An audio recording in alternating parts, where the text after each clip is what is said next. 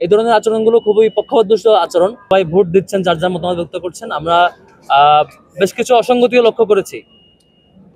বুথের 100 মিটারের মধ্যে যেখানে লাইনে দাঁড়ানো হচ্ছে নির্বাচনের সেন্টার, ভোটিং সেন্টার, সেখানে 100 মিটারের মধ্যে লিফলেট বিতরণ বা এই ধরনের ক্যাম্পেইন, সেগুলো নিষেধাজ্ঞা ছিল। আমরা দেখছি ছাত্র দলের দিক থেকে একদম লাইনে এসে এসে ক্যাম্পেইন করা, লিফলেট দেওয়া, বিভিন্ন কাগজ দেওয়া, এই ধরনের অব্যাহত প্রত্যেকটা সেন্টারে ঘটেছে। আমরা কনসার্ন জানানোর পরও সেটা এখনো থামানো হয় নাই। এভাবে এগুলো আচরণবিধির লঙ্ঘন এবং যারা লাইনে দাঁড়াচ্ছে তাদের জন্য একটি বিরক্তির কারণও বটে। নির্বাচন কমিশন কেন ব্যবস্থা নিচ্ছে না আমরা জানি না, এখনো সেই পক্ষপাতদুষ্ট আচরণ করছে। একই সাথে ইসলামী আন্দোলন বাংলাদেশ নামে যে সংগঠনটি, তারা অভিযোগ জানিয়েছে, আপনারা দেখেছেন ইউল্যাবে তাদের পুলিং এজেন্টকে বের করে দিয়ে ছাত্র দলের পুলিং এজেন্টকে অ্যাক্সেস দেওয়া হয়েছে, এরকম অভিযোগ তারা দিয়েছে। এটিও খুবই কনসার্নের জায়গা। এই ধরনের আচরণগুলো খুবই পক্ষপাতদুষ্ট আচরণ এবং প্রশাসন রীতিমতো আগের মতোই এখন পর্যন্ত এসব ব্যাপারে নীরব থাকছে। ছাত্র দলের ব্যাপারে কনসার্ন জানানোর পরও ইমিডিয়েট যে অ্যাকশন নেওয়ার কথা ছিল সেটি না নিয়ে এখনো নীরব ভূমিকা খুবই দুঃখজনক। এরপর আমরা ঢাকা বিশ্ববিদ্যালয়ের শিক্ষার্থীদেরকে অনুরোধ করব, এই ডাকসু নির্বাচন আপনাদের জন্য, সকল শিক্ষার্থীর জন্য, যে শিক্ষার্থীরা নিজেদের মতামত ব্যক্ত করতে আসবে। আপনারা যারা হলে আছেন কিংবা যারা অনাবাসিক জায়গায় যার যার বাসায় আছেন, প্রত্যেকে অবশ্যই আসবেন এবং ভোট সেন্টারে এসে আপনার মতামত দিবেন, পছন্দের প্রার্থীকে ভোট দিবেন। এই ডাকসু নির্বাচনে আমরা যেমন করে পরিবেশ দেখাবো, যে অন্যায়ের বিরুদ্ধে প্রতিরোধ গড়ে তুলে আমাদের মতামত ব্যক্ত করার প্র্যাকটিসটা দেখাবো, বাংলাদেশ সে পথে এগাবে।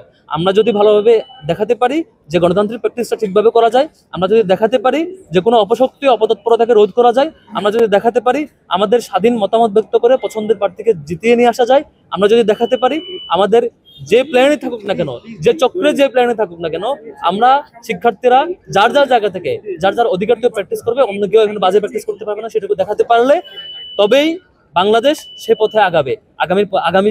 আগামী পথ চলায় বাংলাদেশ যত গুরুত্বপূর্ণ ইভেন্ট আসবে, প্রত্যেকটা ইভেন্টেই সেভাবে আগাবে বলে আমি প্রত্যাশা করছি। শিক্ষার্থীদের অনুরোধ করবো বাংলাদেশকে পথ দেখাতে, বাংলাদেশের আগামীর যাত্রাকে পথ দেখাতে প্রত্যেকে ডাকসু নির্বাচনে আসবেন, অংশগ্রহণ করবেন, শিক্ষার্থীরা ভোট দিবেন এবং ভোট দিয়ে আমাদের ডাকসুর যে সত্যিকারের যে প্রত্যাশা আমাদের এবং সকলের মতামতের ভিত্তিতে প্রতিনিধি নির্বাচন করা, সেটি করবেন।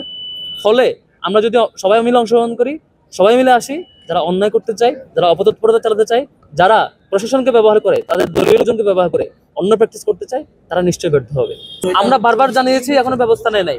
এবং ইসলামী আন্দোলন বাংলাদেশ তারাও তাদের পুলিং এজেন্টকে বের করে দেওয়ার যে ঘটনা, ইসলামী ছাত্র আন্দোলন বাংলাদেশ তাদের পুলিং এজেন্টকে বের করে দেওয়ার যে ঘটনা, সেই ঘটনায় তারা বারবার ফোন দিয়ে জানিয়েছে, এখনো তারা সেই ব্যবস্থার ফিডব্যাক পায়নি। এটি তারা একটু আগেও জানিয়েছে, তারা এখনো ফিডব্যাক পায়নি এবং তাদের পুলিং এজেন্ট এখনো সেখানে ঢুকতে পারেনি। এবং তারা সেখানে ঢুকে দেখেছে যে সংখ্যক সব দল মিলে বা অন্যান্য প্রার্থীর পুলিং এজেন্ট মিলে যে সংখ্যক থাকার কথা, সেই সংখ্যক ছাত্র দলের একারই পুলিং এজেন্ট ওখানে দাঁড়ানো, অথচ তাদেরকে আগে কার্ড দেওয়া হয় নাই, বা আগে সেই সংখ্যক যে পরিমাণ যেভাবে নিয়মতান্ত্রিকভাবে দেওয়ার কথা সেভাবে দেওয়া হয়নি। তাহলে কি করে তারা ঢুকলো? এবং তাদের কনসার্নটা, ইসলামী ছাত্র আন্দোলন বাংলাদেশের কনসার্নটা কেন নেওয়া হলো না এখন পর্যন্ত, সেটা একটা শঙ্কার জায়গা। আমরা প্রশাসনের আচরণ নিয়ে এখনো শঙ্কিত।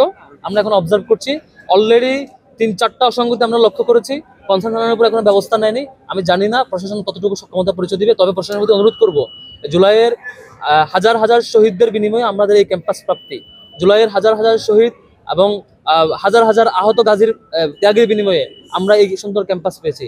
এই গণতান্ত্রিক প্র্যাকটিস করার যে সুযোগ, যে অবারিত সুযোগ আমরা পেয়েছি, শিক্ষার্থীদের প্রত্যাশার যে সুযোগ, এই সুযোগটা আপনারা নষ্ট করবেন না। আপনারা আপনাদের শিক্ষক হিসাবে যে দায়িত্ব পালন করার কথা, সবার জন্য যেই দায়িত্ব অনুভূতি নিয়ে কাজ করবার কথা, সেটি করবেন বলে আমি আশা রাখছি।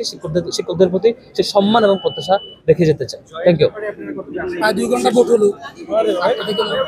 আমরা অলওয়েজ আগের মতো ইতিবাচক, বেশ ভালো রেসপন্স পাচ্ছি। আশা করি ফলাফলের মধ্যে সেটা দেখতে পাবো ইনশাআল্লাহ।